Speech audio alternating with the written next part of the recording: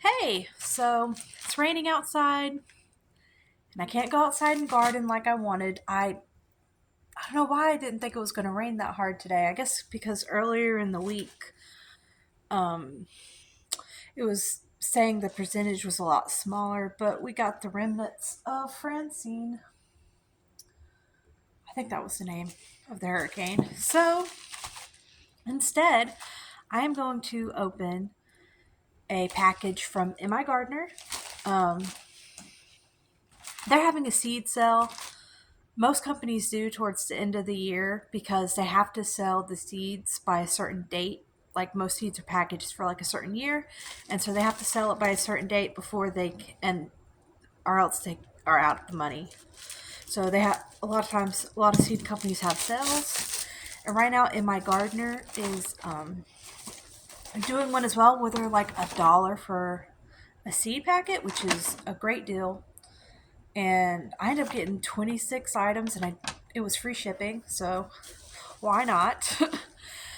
Sadly, it's mostly tomatoes, which sounds funny because, like, I love tomatoes, but I do have a problem with how much I love tomatoes. I do, because I have too many tomato seeds now, and I'm going to have to go through next year and figure out which ones to grow, because I don't think there's any way I could grow all the tomatoes I got last year.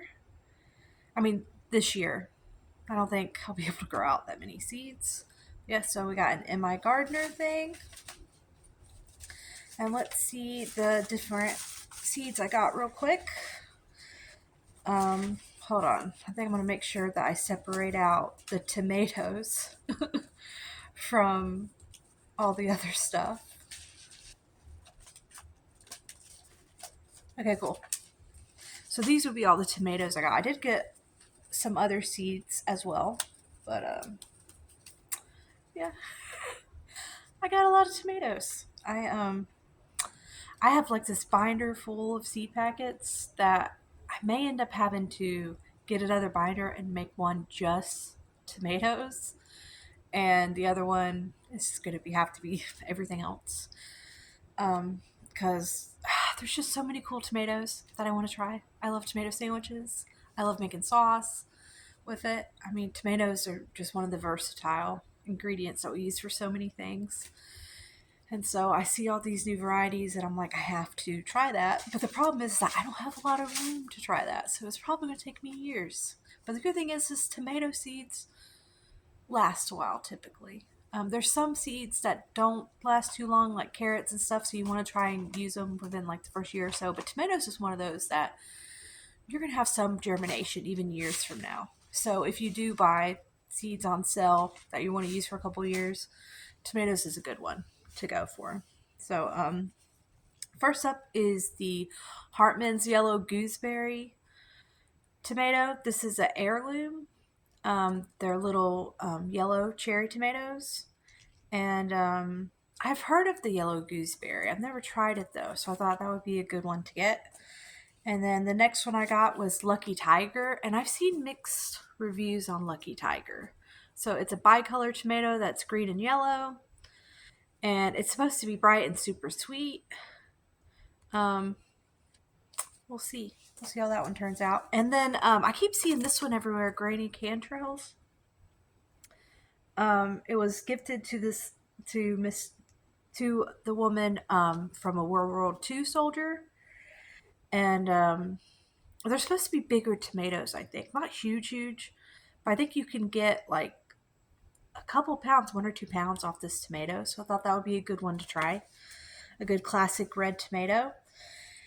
And I got a purple bumblebee tomato. I haven't tried the bumblebee line. That seems to be very popular. And I have a really purple tomatoes right now seem to be my favorite type. I do like the sweetness to a tomato, but I like the depth of flavor. You still get the really good tomatoey taste, but then you have more to it. Normally with purple tomatoes, I'm not necessarily saying this will, but I'm trying to find my favorite out of those because I did grow one yellow tomato this year, cherry, and it was a sun sugar. And everybody seems to love sun sugar and sun gold. I haven't tried sun gold yet, which is funny. but I probably should. But everybody talks about how great sun sugar is. And I'll be honest, I'm not a big fan. Maybe I just haven't had a good one yet. There's some more coming in, so maybe I could try them again. But to me, it was just so sweet and not enough flavor with it. Just a really sweet tomato. And I'm someone who I want different flavor profiles, I think, with my tomatoes. So we'll see if I can get that with that one. I also got the silvery fir tree tomato. It's a determinate. It's a Russian heirloom, and it's supposed to be slightly citrusy, I think. So we'll see if this one's any good. And I also got another purple. I got a Ukrainian purple tomato. It's a plum shaped one that I thought would be good for saucing.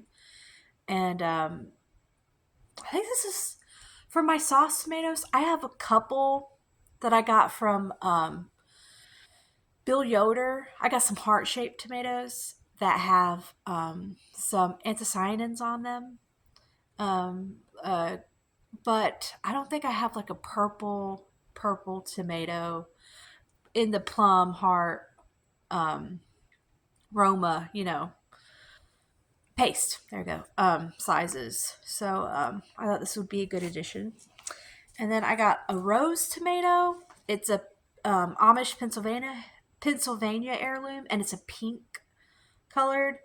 And I have been growing the German Johnson. It's very popular around here, and I thought that this would be a good one to try as well because purple tomato. I just love the good tomato. I just love a good tomato flavor. Like I do want to try all the other ones, but there's just something about those pink and red tomatoes. That's just a classic taste. So I hope this one's a good one. And so this next one is I got another darker one. I got a Black Prince tomato. It's an indeterminate. And they're medium sized, so they're like slicing tomatoes, but they're a medium. And this one's supposed to have low acid and sweetness, but it's also supposed to be smoky. So I'm curious to see how that one will turn out. And then I did get another ox heart tomato. I really wanted a lot of hearts. I have the regular ox heart, the red one, and I did a trade with a lady who was in Canada, and she was able to get me some different heart tomatoes as well. So this can be added to the collection. It's an orange ox heart tomato, and it's supposed to have very little seeds and gel. So it's supposed to be very good and meaty. So this will be a good one to try. I think next year I'm gonna have like a row of like slicers and cherries tomato, and then I think I'm gonna have another row that's just sauce tomatoes, so plums, hearts, paste, all of them. I'm gonna have like a big row of it because it just tastes so much better for sauce. Your tomatoes and the canned ones. I just prefer the flavor, so I want to be able to make a lot of my sauces next year completely from the garden tomatoes. So I'm definitely going to try and grow more next year. I'm still going to have to like narrow it down, but I think I'm just going to have like, I think I'm going to expand it a little bit, and half of my garden is just going to be tomatoes. It's just what it's going to have to do. The next is a persimmon tomato. It's indeterminate. This is a Russian variety, and it's a rust orange beefsteak. I do have the Gerber's terracotta and one other orange. I thought I could add this to the oranges because I thought that would be cool. Because I think I've gotten a lot of yellow tomatoes with this one, and I got some yellow tomatoes from Brad Gates this year and a couple other seed companies. So, but I wanted to make sure I had a good couple oranges because I'm trying to find really good flavors from each color. You know what I mean? So I can say in a couple years, I definitely have to grow for the purples this one, for the reds, that color. So added the persimmon tomato. And the next one is a classic, I think, because I've heard of porter tomato. I'm trying to think. I've probably had them. I do normally get what do you call it? Farmers market tomatoes, but I never really do porter tomatoes. I don't think. If I have, I just can't remember. It's like an egg shape. I don't think they're huge, but they're developed for like the hot. They're developed in hot weather, so they're supposed to be very drought resistant, and they're very dark pink, almost pretty much red. But another one to try for the pinks. And I don't think they're huge. They're like small slicing tomatoes, but they're supposed to be um, a real good one. I think a classic to have. And then the next one I got is a Tigerella tomato, which is a red tomato with orange stripes. And I think this is another one that's like small slicer tomatoes. It's supposed to be disease resistant, and they're supposed to have really good yields. I can't remember. I feel like people, I don't know if they're necessarily big on it, but it would be nice to have a couple tomato plants that are really bountiful. Because a lot of times when I grow tomatoes, I'm going to get like a couple off each plant. It seems like sometimes a little bit more, but it really seems like you just got to grow a lot of tomatoes for a good bounty. Are certain plants that are bred to have a bunch of tomatoes. So I got to figure out how I want to approach that. I'm not sure. Y'all tell me um, your favorite tomato plants for yields, I think would be a good one to research. If y'all have some favorites, let me know. Um, the next is the green zebra tomato. I have um, ant. Let's see. I have a couple greens. I have what is her name? I have an ant one. I can't remember. Is it Aunt Ruby's German green or something like that? I have kryptonite, which I think, and then a lot of them, the greenish ones, are also mixed with other colors that I have. So this will be a good one to add. It's green with like green stripes, and it's an indeterminate, and it's saying it's an heirloom, but it's only been around since '86, so I'm not sure if that's really an heirloom. I think a lot of times it's like a long, long time before it's really, really an heirloom. I guess just, I don't know. Maybe it's just like, I feel like heirloom gets used a lot. I guess this is a good stable one. It's been stable since the '80s. I guess that would be the right word. Um, the stripes, oh wait, the stripes will actually be right to yellow at full ripeness. So it's like a green with a hint of yellow on it. So that'll be good. That'll actually be good to know when it's ripe with the yellow stripes. So that'll be good.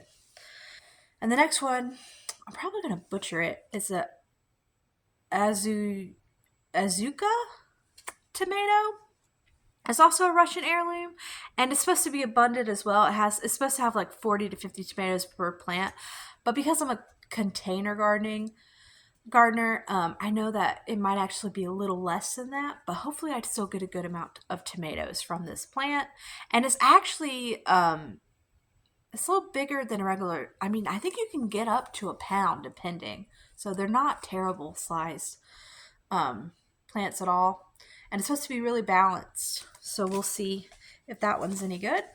And then I also got, so I have a couple more yellows. So I got the Sunray tomato. It's also an indeterminate. It's a golden yellow, and it's averaged about 8 to 10 ounces, and it's supposed to be very sweet. So I might like it, I might not, because it might just be too sweet. But it's supposed to be heat and drought tolerant. So this might be a good one to grow, because this year it was just one of those years where it rained a lot, and then for like 2 months there was like no rain, and now it's starting up with the rain again. But it's just with container gardening, it's easier because water goes out of the container very quickly. I feel like I have to fertilize more than some people do, but I have to keep a consistent schedule of watering. Whereas it has to be a lot harder to do like garden beds or raised beds because in a drought like that, because you don't want to overdo it. You know what I mean? But it just seems to be a lot harder, I think, with the way the weather's been determining how best to take care of the plants, because the weather's just been funny. It was a funny year. Hopefully next year will be good.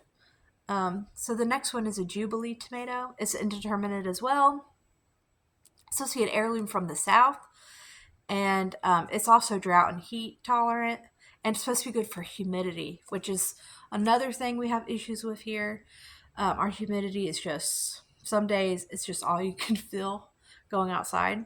So we shall see if this will be good, because this is also supposed to be pretty good sized tomatoes, and it's supposed to also be high yielding. So hopefully I can get some good tomato yields next year. My last tomato from the seed haul is the great white tomato. It I have pineapple pig, and shoot, I think I have one more whitish tomato, but that's about it. So this will be a fun one to add as well. The great white, it's light yellow tomato inside and out, and it's supposed to be non-acidic, and like, it's funny it says creamy. I'm trying to think of how that would be in a tomato. I guess I'll have to see.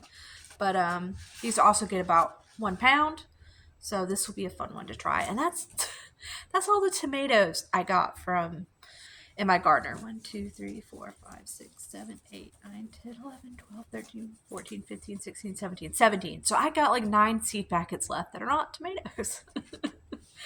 See, it's a problem. It's a good problem, but it's a problem. So I'm definitely going to have to fix up the binder, and I'm just going to have one that's tomatoes.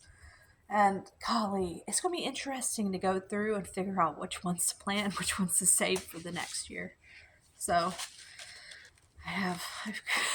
it's a problem. And I joined Tomato Lovers Collective this year on Facebook. I don't know if any of you guys watch Jen Joy, our Mr. and Mrs. Tomato Head.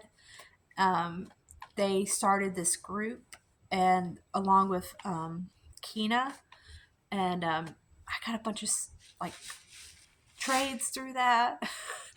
And I also was able to get Bill Yoder's information, so I could get seeds from him. So I have a lot of really cool, and I got like a Brad Gates. I just got a lot of really cool tomatoes. So I don't know what I'm going to do next year. It's going to be interesting trying to figure it out, because I have to have, and I just started buying seeds, so I have to have, so I'm sure a lot of y'all might have way more than I do, but I have to have like probably 100 by now of tomato seeds. And unless you really have the space, 100 tomato seeds is a lot. So we'll see what happens. So the next thing I got is yellow Swiss chard. I got Lucullus. I'm not saying that right, but it's like a Swiss chard. It's supposed to have yellow stalks, even though mine seems to be all green. Maybe the pictures just look off. I got that through Victory Seed Company. It was like a extra seed that they gave, and it's not bad. It's like more like a bitter spinach to me when you cook it.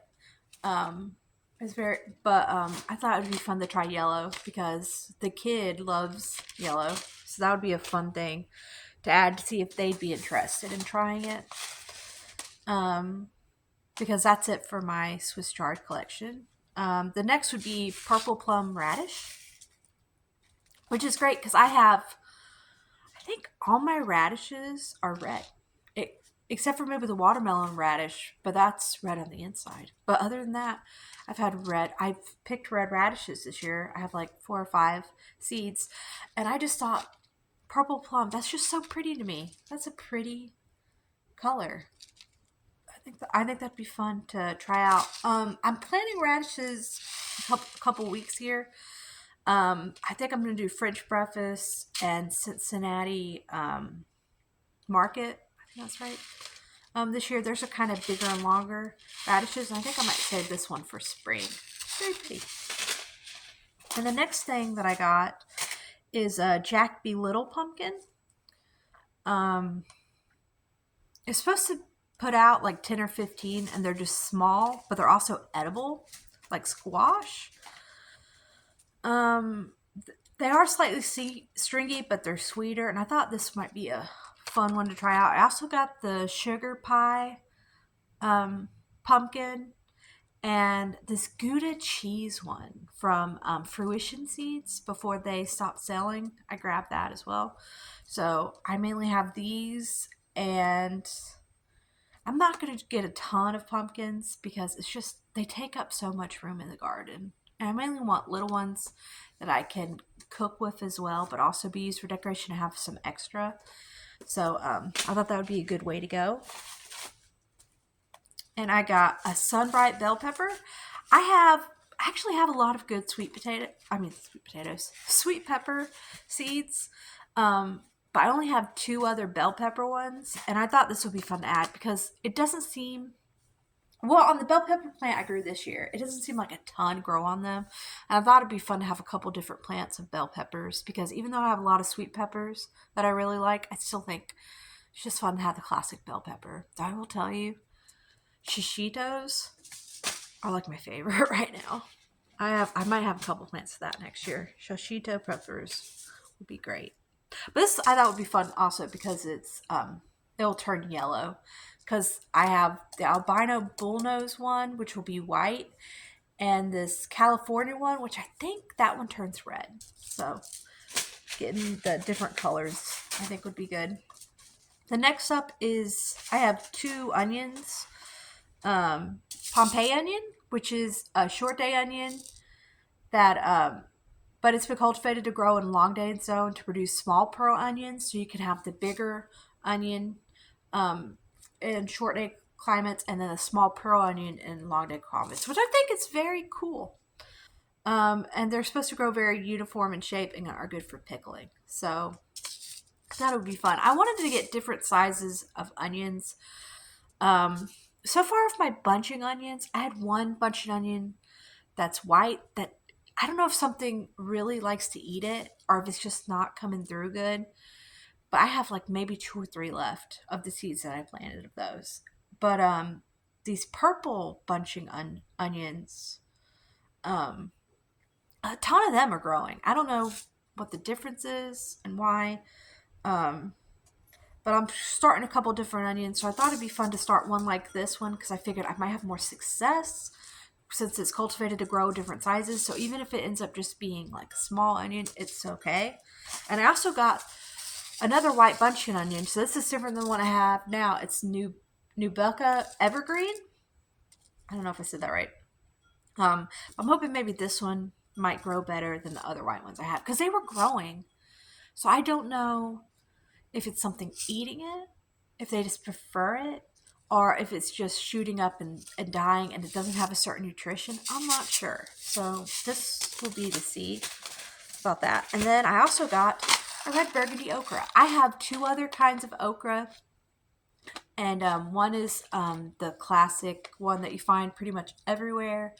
It's the Clemson Spineless. And then, shoot, I can't remember what the other one is. But it's like green and red. So this one is completely red. I thought that would be fun. I don't need a ton of okra.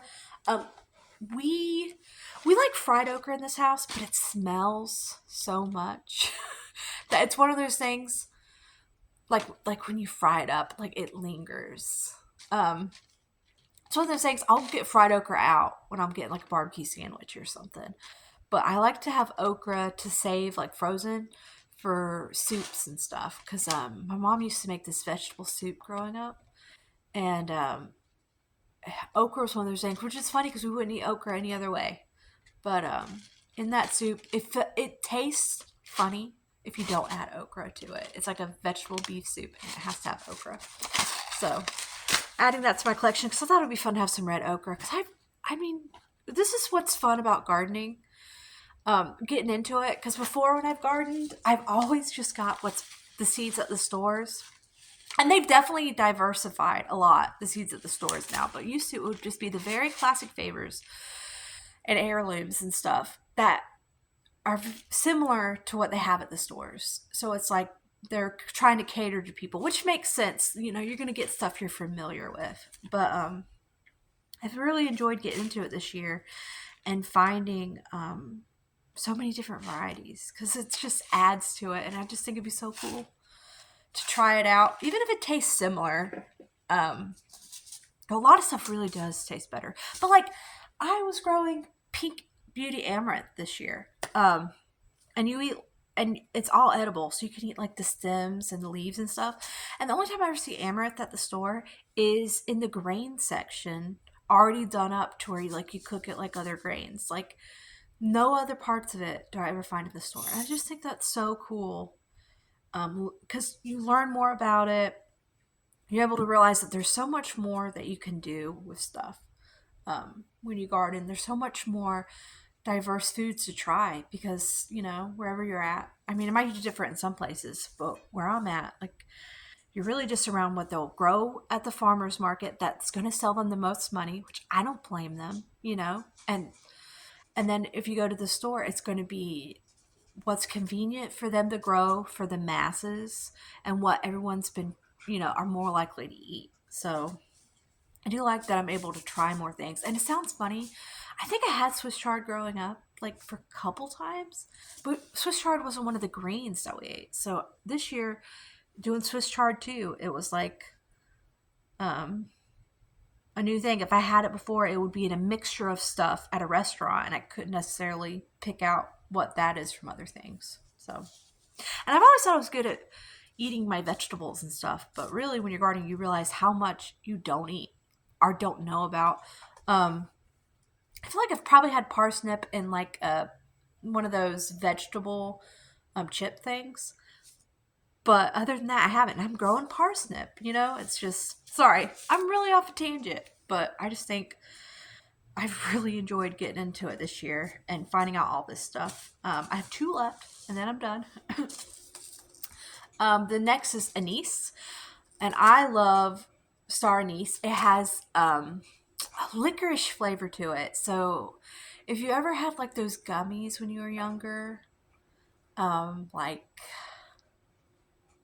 what are they called? Um, Jubies, Jubilee. What are they called? Like the little, they're not dots, but they're similar.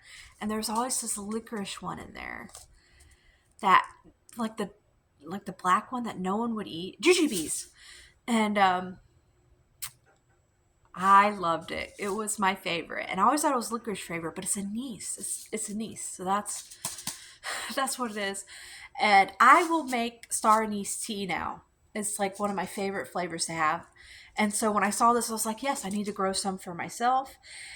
And also, I'm also growing like cinnamon basil this year to try to do it up in a tea because I see everybody doing basil teas, and I just thought, because I just love cinnamon flavored stuff. I'm really big with, if I want to drink tea, a lot of times it's chai. Um, chai, spice tea. I would say, because chai is technically tea, I know, but it's like the certain spices of chai. Um, just so good. So I think having this and the cinnamon basil, I'm just going to be drinking all sorts of tea this year. And the last one is eggplant. I'll tell you what, I have fallen in love with eggplant this year. I got from a nursery a plant. It was Burpee's patio baby eggplant. And I mean, it grows like 40 or 50 on the stalk, but they're small, but they're not bitter. I don't have to salt them. I don't know if I guess it probably depends on everybody else's things, but I don't have to salt them like the big ones. And it just tastes so good. And I've never had an eggplant taste like that from the store. Like every once in a while I can pick an okay one that's good of eating, and I'll put it in like a ratatouille and stuff. But I didn't have that problem with that eggplant this year. And I'm also growing. I got like a little bit of time left, and I made sure the time would work. I'm doing like little tie finger green ones as well to try. I seem to really like eggplant from the garden, so I had to get more because I'm just gonna try different kinds and see what I love. Because and my child will eat it too, which is awesome. So, because before they wouldn't, but now they will. So, that's awesome. But the last one is Rosa Bianca eggplant. It's supposed to be 6 to 8 ounces. They're medium sized, and they're deep purple with white streaking. And this is probably the biggest ones I've gotten so far. Might have either really been the long ones or like miniature or like the round, weird, like orange ones that are like from Italy and stuff. So I thought I'd go a little bit bigger because it's supposed to be creamy and soft, and there's no bitterness in this one either. Because I was just trying to figure out if it was just that I like eggplants better from the garden. I don't know if they're funny with transplant because you always have such big ones in the store. I don't know if they're picked for the amount or if the taste just changes when it gets to the store, or if all eggplants that big are like that and I just don't like it. I'm not sure. So I figured a medium one would be good to try, and if I like that, then maybe I should go for a bigger one. So, but yes, that is my haul from MIgardener. Definitely like check it out. They still have some seeds left. And I also think they started like their garlic sale and stuff right now. But I got all this for $26 and with free shipping. You know, I mean, you can't really beat that. You know, it's good to have some backup seeds. And so far with my gardener, I've never had issues with germination with them. So as far as my experience, and again, like I haven't been, doing this crazy long because I mainly used to do seeds that you would buy in the store and stuff. But from my experience, I really enjoy that company. And if y'all would like, I can't talk, but if y'all would like something like that, definitely check them out. And I'm sure there's other companies that are doing sales right now too, because the year is coming to an end, sadly, but it's still fall. So I'm hoping y'all are able to get some gardening in before it gets frosty. Maybe get some good plants growing, some good root systems. And thank you guys for watching. Bye.